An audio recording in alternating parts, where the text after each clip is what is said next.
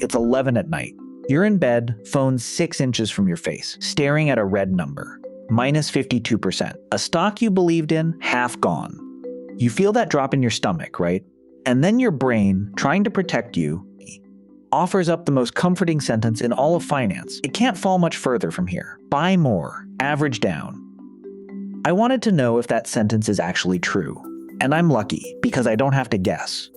I have the price history of the American market sitting on my machine. So one night, I asked it one simple question. What really happens after a stock loses half its value? It came back with more than 5,600 crashes since 1972. Every single one measured. I'll be honest with you, I expected the data to say buy the dip. What it actually said changed how I invest. Let me walk you through it exactly the way I found it. And stay to the end, because there's a confession about every number in this video, including mine, that almost nobody who quotes recovery statistics will ever tell you. First thing that genuinely surprised me. Crashing is normal, not rare, normal. 2 out of every 3 companies on the market today have at some point lost half their value. Apple has done it. Amazon fell 93% in the dot-com crash, 93, and it's Amazon. So the crash itself tells you almost nothing about a company, which means the whole game is the question my data could finally answer. What happens next? And look, the recovery stories are real. I want to be fair to them because they're the reason the dip feels safe. In my data, 63% of these crashes eventually climbed all the way back. The typical wait was just over 3 years. If you bought Apple in the wreckage of 2008, 5 years later, you were up more than 400%. Netflix, after its 2011 disaster, up 4.5 times. You've heard these stories 100 times. Everyone has. That's the half of the data the internet loves showing you. Now let me show you the half it doesn't. Here's the first thing nobody told me. Down 50 is not the floor. It's the doorway. Watch what the typical crash actually does. It crosses 50% down, everyone calls it cheap, and then it keeps falling, all the way to about 75% down before it finds its true bottom. And more than 4 in 10 of these stocks eventually touched 80% down. Let me make that physical, because the math is cruel in a way your gut doesn't expect. If you buy at 50% down and the stock goes to 80% down, you don't lose 30%. You lose 60% of your new money. The discount you thought you were grabbing, you weren't buying the bottom of the fall. Statistically, you were buying the middle of it. And even when the recovery comes, look at what it costs in the only currency you can't earn back: time. Cisco spent more than 20 years below its old peak. Intel 17. General Electric almost 22. And this is the one that actually hurt to compute. If you bought Cisco on the exact day it crossed 50% down, feeling clever, getting the discount of the decade, 10 years later you were still down 40%. A full decade of patience. Still losing, so I ran the complete bet every measurable case. Buy at the moment a stock crosses 50% down, hold, and see. 5 years later, the typical outcome was up about 39%, which sounds fine, until you see that 38% of the time you were still underwater after 5 whole years. Stretch it to 10 years, and the typical dip buy had doubled. But even then, 3 out of 10 were still losing money after a decade. And here's the darkest corner of the data set. If you wait for 70% down, thinking a deeper discount means a safer bet, recovery becomes a literal coin flip. Half of those never made it back at all. So the dip is not a discount. The dip is a bet with hidden odds.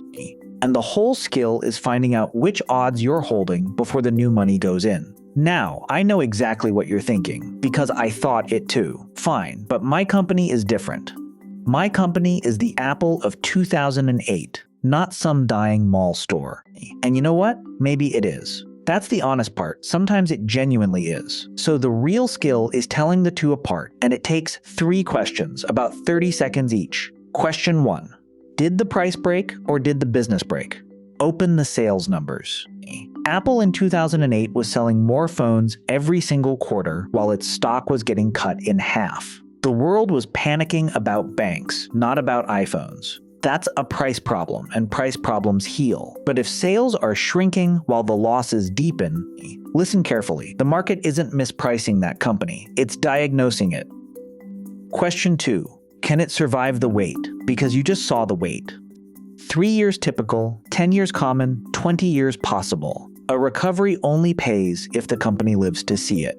Cash in the bank, debt coming due, profits covering the interest. A company that can't pay its bills doesn't get a comeback story. It runs out of time before it runs out of excuses. Question 3, and this one is a mirror, not a spreadsheet.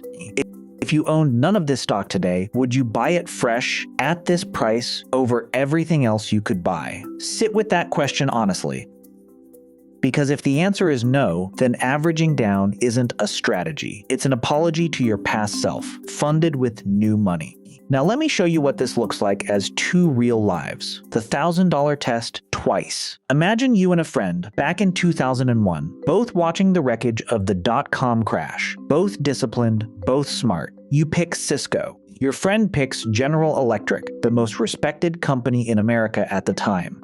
Same plan, $1,000 every January, no matter what. Fast forward to 2018, 17 years of discipline. Your friend has paid in $18,000. His account is worth about $7,600, down 58% 17 years in. Imagine being him at dinner, still saying, "I'm holding, it'll come back." The only reason his story doesn't end in disaster is that GE then pulled off one of the great corporate turnarounds of the decade and dragged his account back to $113,000 by today. He got rescued by a coin flip. You, meanwhile, same discipline, same years, same deposits into Cisco, about $158,000. The difference between you was never effort or patience. It was which company was doing the falling. And now the confession I promised. Every recovery number in this video, including mine, is too generous. Here's why, and once you see it, you can't unsee it. My data, everyone's data, can only see companies that are still alive. Sears crashed 50% and died. Rite Aid crashed and died. Dead companies don't have price feeds, so they simply vanish from the statistics, like soldiers missing from a group photo taken after the battle. When I say 63% recovered, that's the recovery rate among survivors. The graveyard doesn't report its numbers.